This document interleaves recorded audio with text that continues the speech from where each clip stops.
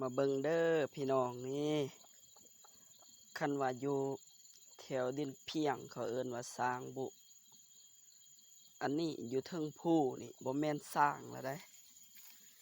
หมู่คนเลี้ยงนั่นแหละแบบเขาปล่อยเขาบ่อยากขังแบบเขาปล่อยให้กินเขานี่นะนี่เบิ่งเขาความมันงามแถวนี้เขามันกินเบิดเลยบ่เหลือนะนี่เบิ่งเด้อพี่น้องเด้อกินบ่ถนัดดอกสินับกกเขาบอกว่าให้นับกกเอาไล่กกเอาไผสิถนัดเขาความงามหมูกิน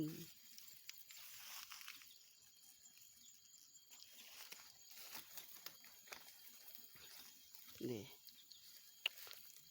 เขาอันนี้คันว่าหมูบ่บุกก่อนปีนี้นี่ค่อยได้เลย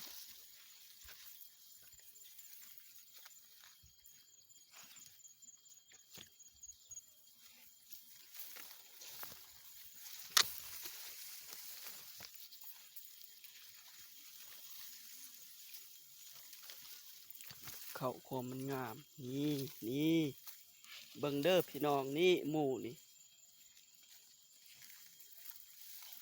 คันว่าพวกคอยตัวกับบดได้ตัวได้นี่หมูนี่เดมันนี่แหละเดสองโตเลยตัวน้อยกับตัวใหญ่จักหมูผู้ใดก็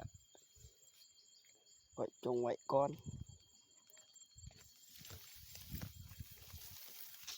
คันว่าทำลายหมูนี่ยานเครียดกันนี่เข้าความงามโอ้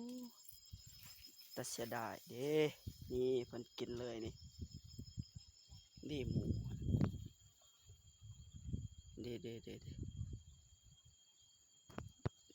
นี่แหละไปทางพุ่นเลยคันหมูบ่กินปีนี้นี่หลายเติบอยู่นี่ก็เขาก็งามอยู่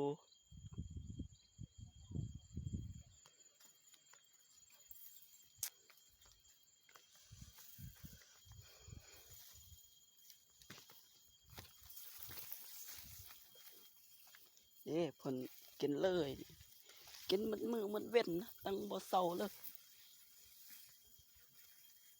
กินตลอด24ชั่วโมง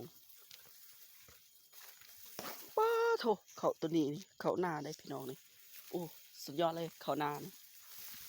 ก้อยงามมะลิเขาหน้านี่เด้อพี่น้องเด้อนี่เขาหน้า